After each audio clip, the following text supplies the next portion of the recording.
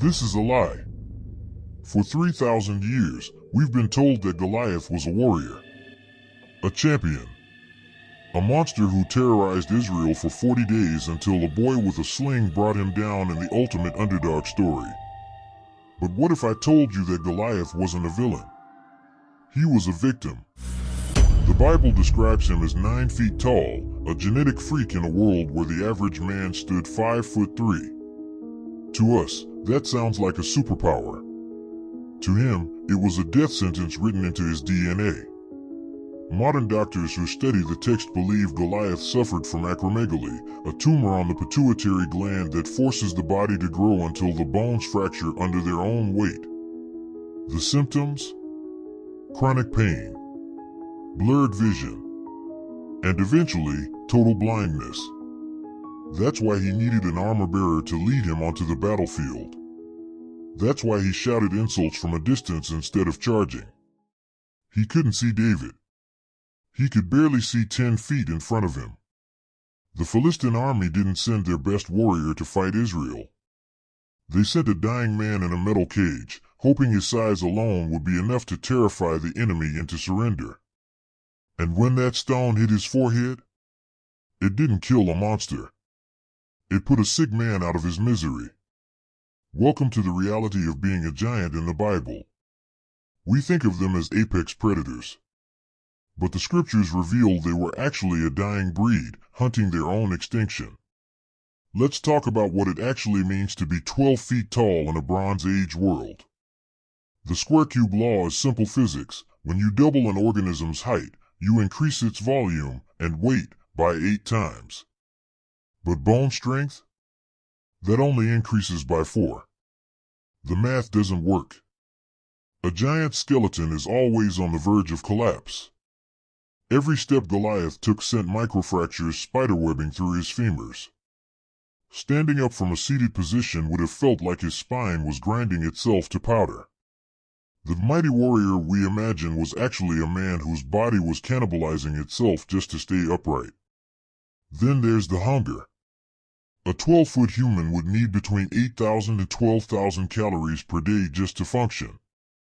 That's the equivalent of eating 40 loaves of bread daily.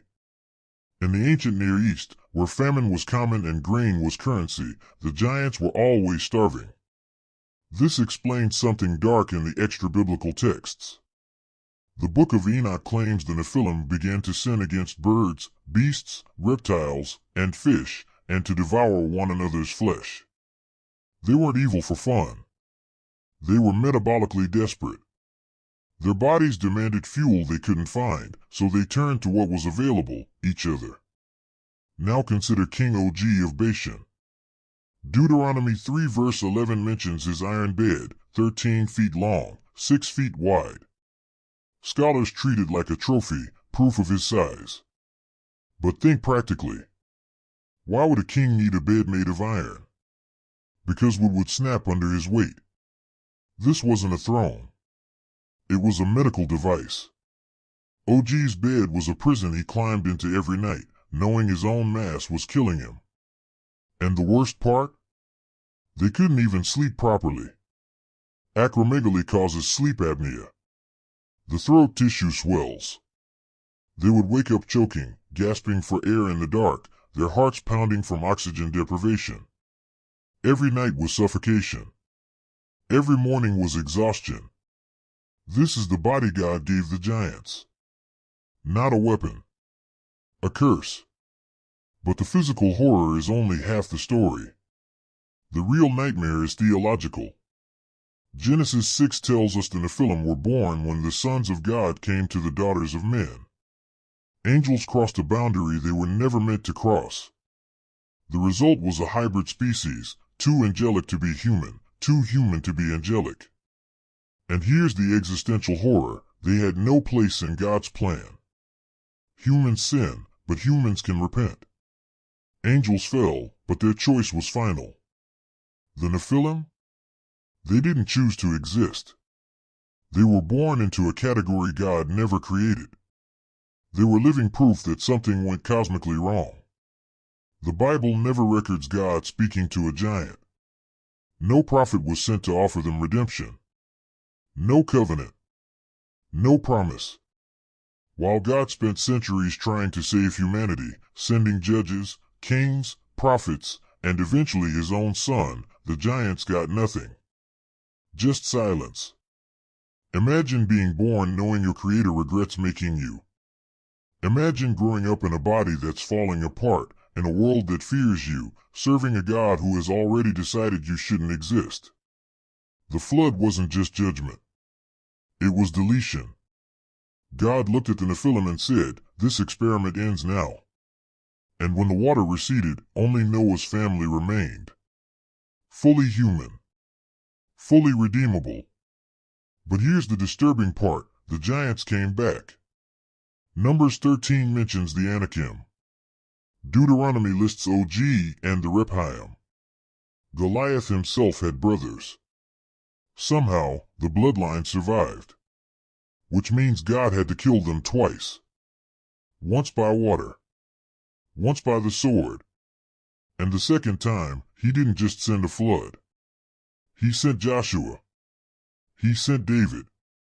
He sent the armies of Israel with explicit orders, complete extermination. No prisoners. No mercy.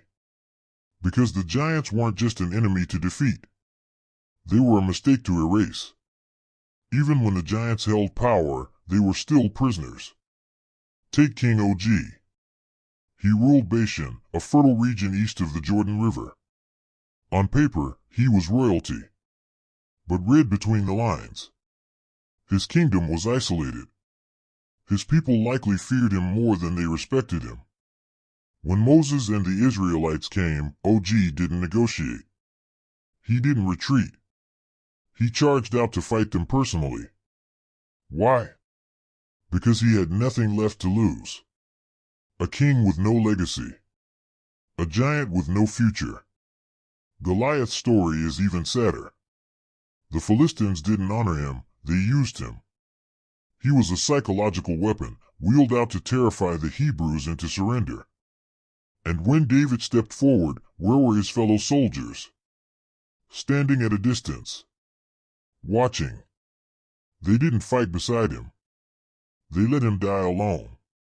Then there's Ishbi-Benob, a name most people have never heard. He's mentioned briefly in 2 Samuel 21. He was one of the last giants, and he tried to kill an elderly David in battle, desperate for one final moment of glory. He failed.